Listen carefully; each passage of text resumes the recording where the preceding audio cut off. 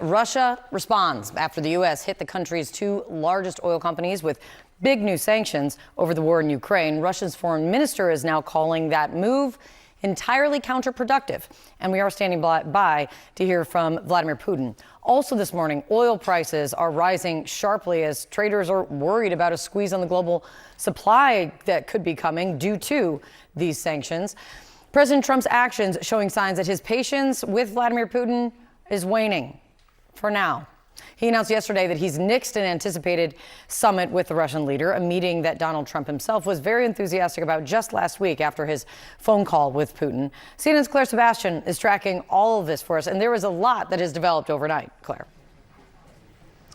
Yeah, Kate, I think, first of all, this is, and we see this coming through in the Russian rhetoric this morning, a big political shift. Even before we start to talk about the economics, Russia has been through 9 months of the Trump administration where multiple deadlines and threats on sanctions have not been enforced, have essentially evaporated, or they've been able to sidestep them. Now these sanctions are in place, and they are bigger than even the Biden administration was prepared to do. Rosneft and Lukoil, the two biggest oil producers in Russia, they account for around half of Russian oil exports. So, look, this is definitely big. We're seeing rhetoric coming out from Russia brushing this off. The foreign ministry spokeswoman saying, look, our country has developed a strong immunity, she said, to Western restrictions, essentially saying that it's not going to have the desired impact. But then you hear from the former president, now deputy head of the Security Council, Dmitry Medvedev, saying the United States is our adversary and their talkative, quote, peacemaker, he says, has now fully embarked on the warpath against Russia. So they are having to recalibrate around this. As to the economic front,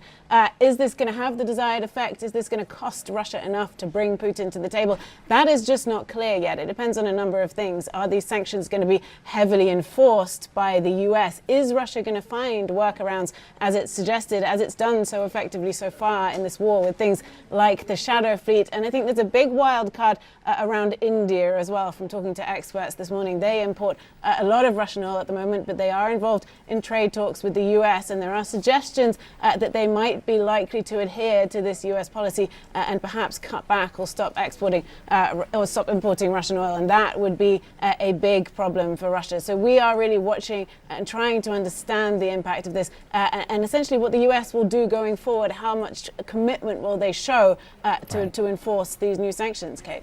Yeah, and you're spot on, it seems, with the reality of it. The announcement, yes, important, coming from the Treasury and how they're saying it, but the follow-through and how it's going to impact the biggest purchasers of Russian oil and gas is really what needs to be seen and is not quite known yet. It's great to see you, Claire. Thank you so much. Well, we're joined now by Peter Zalmayev, Director of the Eurasia Democracy Initiative. Appreciate you being with us. Pleasure to be here. So, US President Donald Trump met with NATO Secretary General Mark Rutte at the White House Wednesday, making significant news on the war in Ukraine by announcing new sanctions on Russia's two largest oil companies, while also announcing he was shelving his anticipated meeting with Vladimir Putin, for now at least. Why has it taken President Trump this long to impose new sanctions on Russia, and will this be enough? Well, first part of your question, of course, this has to do with Donald Trump's persistent, belief that Vladimir Putin is someone he could negotiate with in good faith. And this is not something that's unique to Donald Trump. If you remember, going back to George W. Bush, who saw into Vladimir Putin's soul and saw a beautiful man.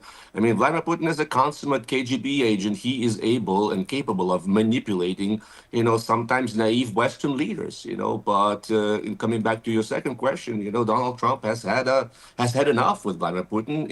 It started to hurt him politically. It started to hurt him apparently with his spouse, Melania Trump, as Donald Trump himself acknowledged. And every time, Donald, you talk to Vladimir, he turns around and bombs Ukrainian cities harder, as you just mentioned in the lead into this to our talk. A score of cities hit just after the conversation and apparent plan to meet in Budapest. And finally, there's been some pressure on the Hill, the normally complacent Congress, bipartisan support for some strong action on Russia. It's really been very difficult for Donald Trump, and he's seen that Vladimir Putin has not been willing to throw him any bone, meaning to make any meaningful concessions, meaning that he was not willing to make this Budapest trip for Donald Trump anything other than a repeat of the fiasco that we saw in Alaska.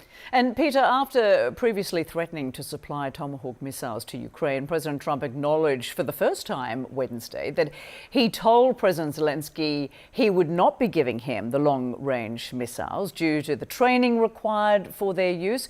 Why did Trump backpedal and appear weak, clearly, in the eyes of Putin? Well, listen, Russian nuclear blackmail has been effective, and once again, whatever the spoken that phone call, making plans to meet in Budapest, the major component of that for Vladimir Putin, who I actually don't believe really had intentions or believed that it would be worthwhile to meet in Budapest. I think he wanted Donald Trump to stand down on the Tomahawk threat because, contrary to what Russians are saying, Tomahawks do hurt. They are a serious threat to Russia's ongoing war efforts in Ukraine, in contrast to the sanctions that have been slapped on Russia, which is a good step. But will they force Putin to end this war, sit down and negotiate? Probably not in the near future. We've been here before, Rosemary. We've been here with HIMARS missiles. We've been here with F-16s with the Biden administration. Every time we hear that it's a huge escalation, it will take a long time to train the Ukrainians to use it, and then finally every time we were given those weapons. So I wouldn't put too much stock on this. I think the issue is still very much on the table, but once again, Donald Trump wants to try other tools of pressure before he delivers the Tomahawks, because the Tomahawks are a clear escalation in this war. And President Zelensky discussed his conversation with Donald Trump about the US president's suggestion to freeze the war along current battle lines. And now Zelensky says this is a good compromise. But that wasn't how he initially felt, was it? What changed his mind? Well, it seems that there's been a concerted push by the Europeans to do exactly that. It's a painful compromise for Ukraine, but most Ukrainians are now on the same page with the rest of the world that Ukraine probably will not be able to get back the 20% of the territory it has lost over the last 3.5 years, or even longer if you take the longer span. The war started in 2014. So, as a matter of fact, this puts Donald Trump on the same page with the Europeans, and that's why the Budapest talks were a non-starter. Putin continues to insist on addressing what he calls the root causes of the conflict, which is a code for saying, destroying Ukraine's ability to run its own foreign policy, to run its affairs, essentially turning Ukraine into a semblance of Belarus next door, a puppet state. That's why Vladimir Putin is not interested in a ceasefire. He is not interested in genuine peace. He's not interested in any additional territory, any territorial concessions. It's not about territory. It's about controlling Ukraine and essentially annihilating Ukraine as an independent nation and Ukrainians as an independent culture with its own language, etc. Peter Zalmayev, thank you so much for talking with us. We appreciate it. Thank you.